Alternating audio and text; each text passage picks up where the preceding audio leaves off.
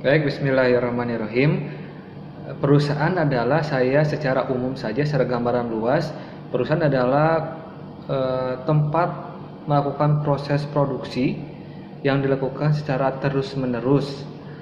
Umumnya berbadan hukum yang tujuannya adalah untuk mencari keuntungan. Perusahaan ada 5 jenis.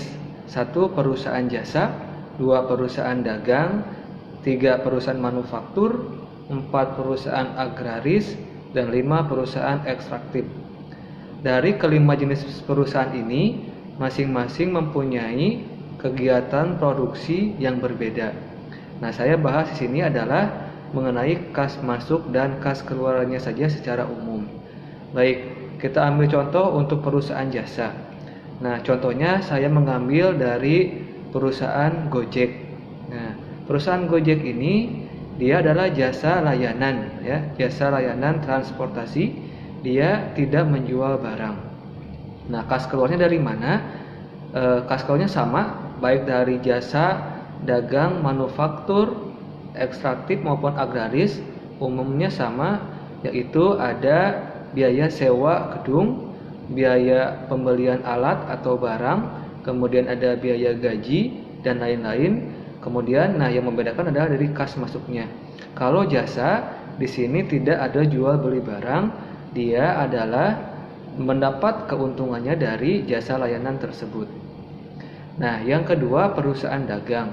Saya ambil contoh Alfamart. Nah, biar lebih ini, Alfamart di sini dia membeli barang dengan jumlah yang besar, kemudian dijual kembali. Nah, selisih harganya ini yang menjadi keuntungan dari perusahaan dagang tersebut.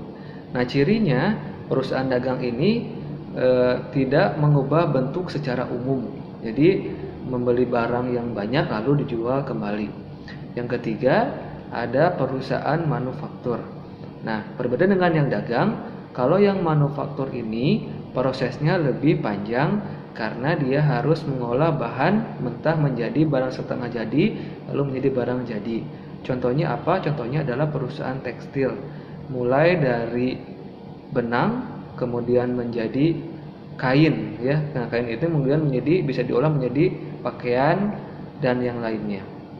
Lalu yang keempat ada perusahaan agraris. Nah, perusahaan agraris ini adalah perusahaan yang bergerak dengan mengolah tanah, ya, mengolah tanah agar menjadi lahan. Nah, biasanya ini dari perusahaan perkebunan. Nah, dari mana hasil kas masuknya? Nah, dari perkebunan itu kan diolah lalu dijual kepada konsumen. Dan yang terakhir adalah perusahaan ekstraktif. Nah, ekstraktif ini dia mengambil langsung dari kekayaan alam. Nah, contohnya adalah perusahaan pertambangan. Nah, dari tambang ini, nah, kas masuknya diolah kepada konsumen, jadi kas masuk untuk perusahaan tersebut.